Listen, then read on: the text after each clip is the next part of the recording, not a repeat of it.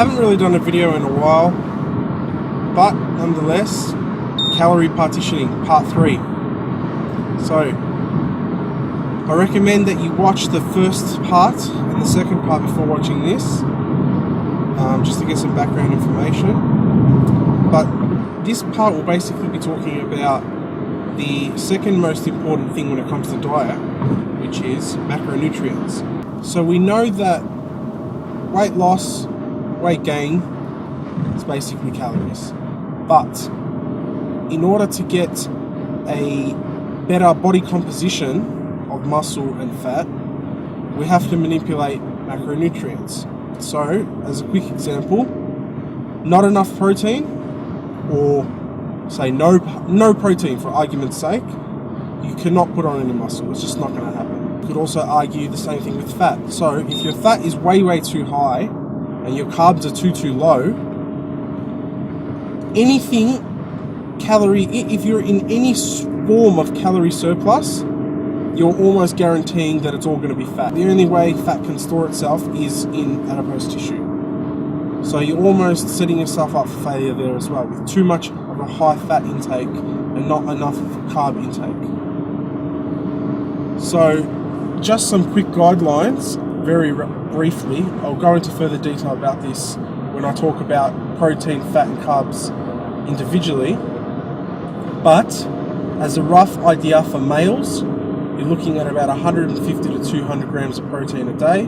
Females, it's going to be around 100 protein. The fat is going to range between, say, 40 as the absolute lowest, and maybe up to 80, 100, depending on your caloric intake. So that's going to vary slightly. Then you've got carbs. These are the ones that are probably going to vary the most. So this is very determinant on the individual, but you wouldn't ever go lower than 150 carbs, say, for a male, and 100 carbs for a female. And how high you would go it could go all the way up to 600 carbs a day. It's just totally dependent on the person. So what you'll be doing basically is adjusting carbs the most, rather than the other two macronutrients. So if you want to put on weight, you'll be increasing carbs the most, and you'll be increasing fat slightly. And then if you want to lose weight, you'll be reducing fat intake slightly, but eating less carbs mostly. So in order to get the right calorie partitioning, we need to eat sufficient protein and sufficient fat and sufficient carbs in the relatively right ratios.